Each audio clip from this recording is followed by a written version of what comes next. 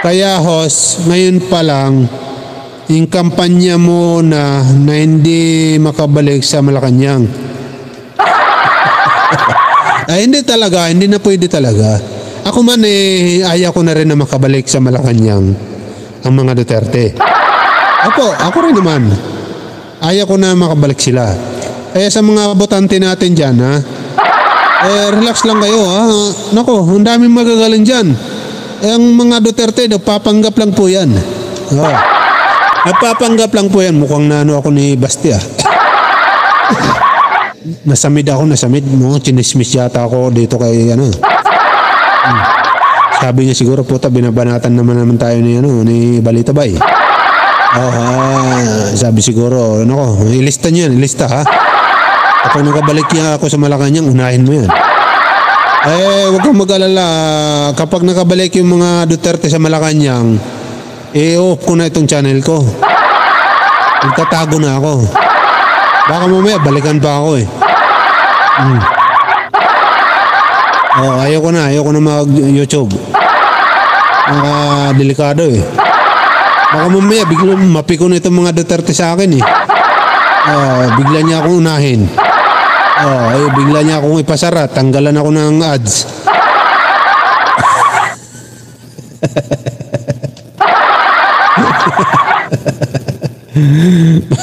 Baka sabihin, unahin mo nga yan si Balita Bay, binabanatan ako niyan tanggalan mo ng ads yan.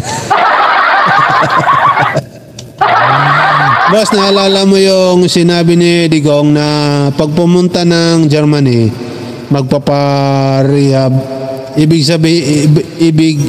Ibig bang sabihin nagparehab si Saramao?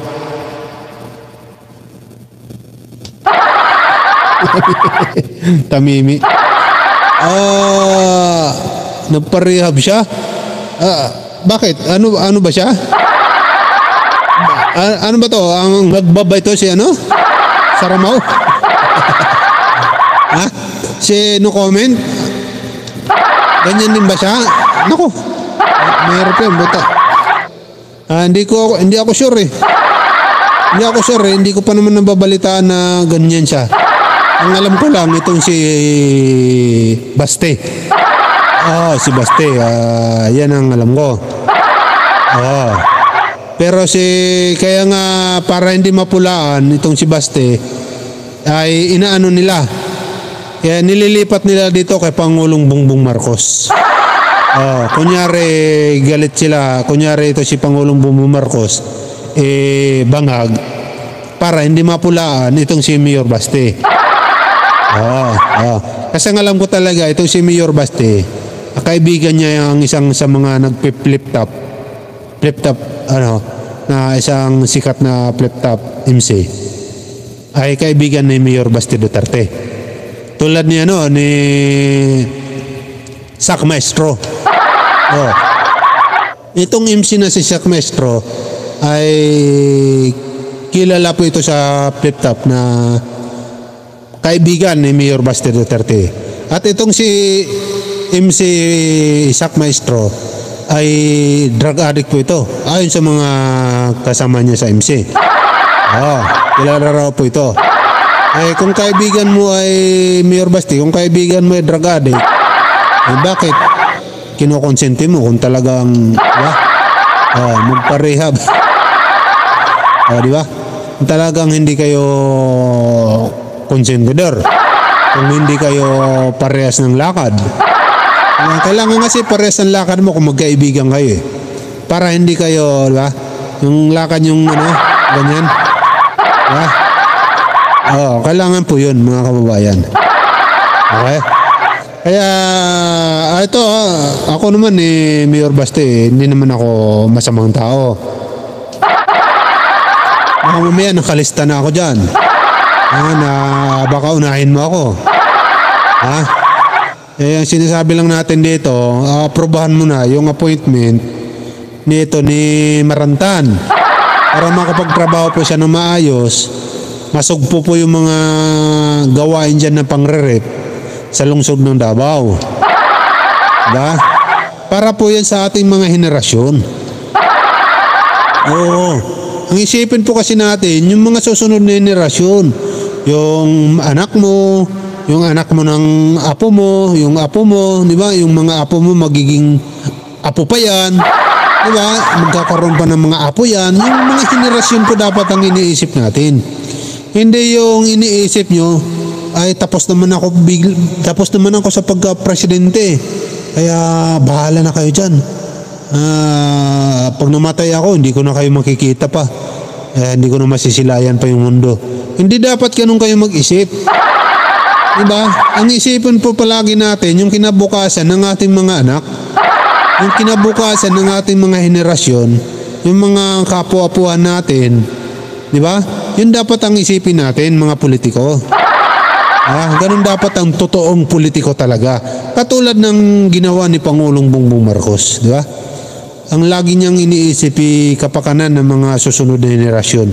Kaya nga hindi siya pumapatay ng tao, di ba? Ayaw niya na nasasaktan sa illegal na droga.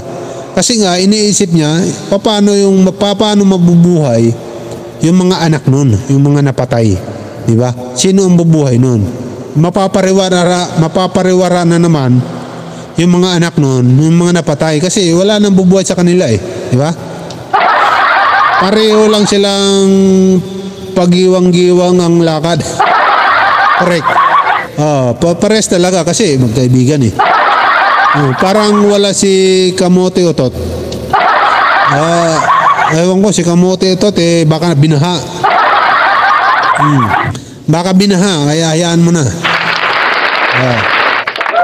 Hayaan mo na baka nagpapatuyo ng kanilang mga damit. Alam mo naman si Kamote ano yan binabaha lagi ang bahay niyan. Parang kilalang parang kilalang si Kamote. Hindi ko kilala si Kamote hindi ko alam kung nasaan nakatira. Okay, puntahan po natin mga kababayan ito pangalawang topic natin. Pangalawang topic po natin ay tungkol po dito sa pag-iimbestiga. Excuse me. Pag-iimbestiga dito sa kumakalat na fake video na di umano ay si Pangulong Bongbong Marcos. Ngayon po mga kababayan, tukoy na po ito. Natukoy na po ito ng NBI at inuumpisahan na po nila ang kaso sa bawat isa. Kaya good job sa mga otoridad natin. Napakabilis po ng aksyon. Good job dito sa mga DDS vlogger. Good job dito sa inyo dahil sa inyo mayroon na naman kayong sulat, love letter. Mayroon kang karapatan manahimik. Ito po mga kababayan, pakinggan natin itong siniwalat ni Mike Abby. You've got the best deals on ito. Pakinggan natin Palatas pa. Nagpalatastas pa si Mike Abby. Okay. At nagpakalat nito mananat.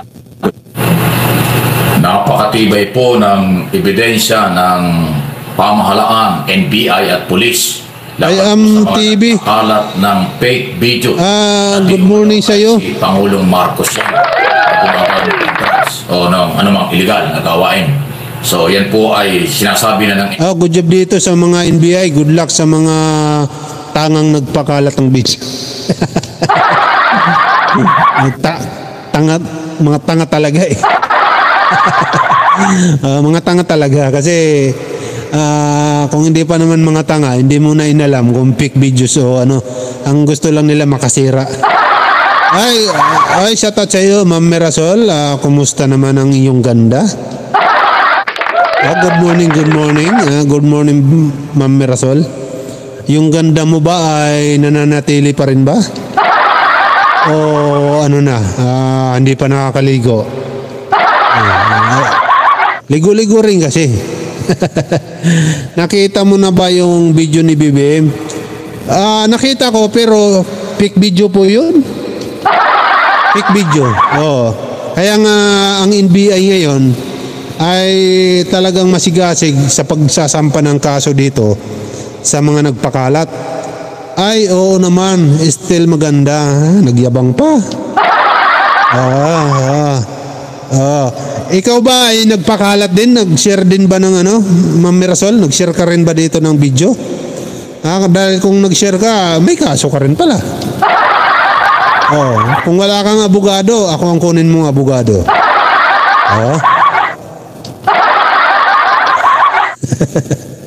Tuloy natin. Drugs o ng anumang illegal na gawain. So yan po ay sinasabi na ng NBI Director na si Santiago. Mabigat ang ebidensya at kanilang iisa-isahin ang lahat ng taong gumawa nito at nagpakalat nito mananagot sa batas. Matapos po na lumabas itong... Ay hindi, si Maharlika si Maharlika naghugas kamay na po naghugas kamay na po siya. Sabi ni Maharlika, ay wala naman ako sinabi na si Pangulong Bongbong Marcos yan. Diba? Naghugas kamay po siya. Kaya malamang sa malamang ay ligtas po ito si Maharlika. Ang hindi po dito makakaligtas itong si Atty. Harry Roque, dahil napakarami na po nitong kaso. Sinampahan po siya ni Antonio Trillanes dahil sa pagbibintang na bininta yung Iskaburo. Tapos sinampam po rin siya ng Pugo. Sangkot din po pa dito siya sa Pugo. Tapos nasasangkot din po pala siya sa dito sa peak video. Kaya wala na po itong kawala si Roque, mga kababayan, Ma'am Mirasol, okay? BG lang bro, magluto muna ako. Okay, sarapan mo yung pagluto para pagdating ko dyan, ha? Nako, may premyo ka sa akin, ha? Okay, sarapan mo yan, ha? Alam mo naman pag nabubusog ako, bigla akong ginaganahan, ha? Gumawa nito at nagpakalat nito mananagot sa batas. Matapos po na lumabas itong kailang findings. Pakinggan natin itong PTV4 na aking pinaglilingkuran di kung saan mayroon akong programa dyan araw-araw na aking mga kasamahan. Lihitin mong media. Nagpalabas po nitong balitang ito.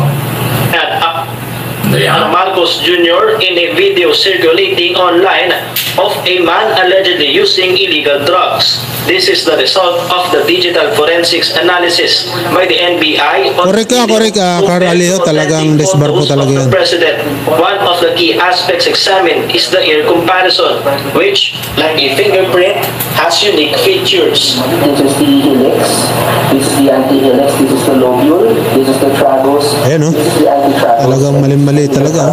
Videos talaga. So as you can see, from the two photos that were presented as done spectral analysis. Ibang-iba po yung tainga Laki ng pinagkaiba sa tainga. You can see that this is the travel notch here are embossed compared here which is not that embossed. Also the para pag-uwi mo. Ma'am Mirasol, kailangan pag-uwi mo, pag-uwi ko pala, kailangan pag-uwi ko dyan, ha? Bagong ligo ka, ha? Bagong ligo ka. Importante yan. Para may premyo ka. The travel notch is larger here. This is narrower on this picture. Also, the anti-tragus here is more embossed as compared here, which is not embossed. So it means this picture. Mga kababayan, pinapakita po dito yung pagkukumpara sa tainga ng peak videos, sa tainga ni Pangulong Bongbong Marcos, sa bibig ni Pangulong Bongbong Marcos, kinumpara rin po, magkaiba. Tapos sa ilong, hindi po maayos yung pagkaka-edit, kaya magkaiba po. Tapos saan pa? Pinapakita dito kinukumpara ito. Papakita ko sa inyo. It's definitely not the same. In a separate analysis by the PNP Ulitin natin. Ito Ulitin natin. But analysis from the video spectral analysis, you can see that the travel notch here are embossed compared here, which is not that embossed. Also, the intertragal notch is larger here. This is narrower on this picture. Also, the antitragals here is more embossed as compared here, which is not embossed. So, Ayan po mga kababayan, kinukumpara po ng NBI na kung pinapakita po nila talaga magkaiba po yung sa personal ni Pangulong Bongbong Marcos tapos dito sa fake video po na to. Kaya yari na po talaga dito ang mga NBI mga kababayan ay mga DDS na to. it means this picture is definitely not the same. In a separate analysis Malinaw. by the PNP Hindi daw Anti-Cybercrime, talaga. it was found that the video was altered using artificial intelligence or AI tools to make it look more like the president. According to the ECG, they have identified individuals behind the spread of the video. Oy, There was also another post stating oy si Jiggy Barra oh.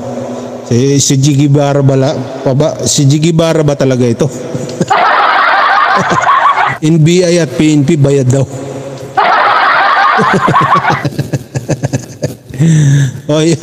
Oy Jiggy Barra. Hinay-hinay ka baka madagdagan yung kaso mo. Dahil balita natin kasama ka dyan.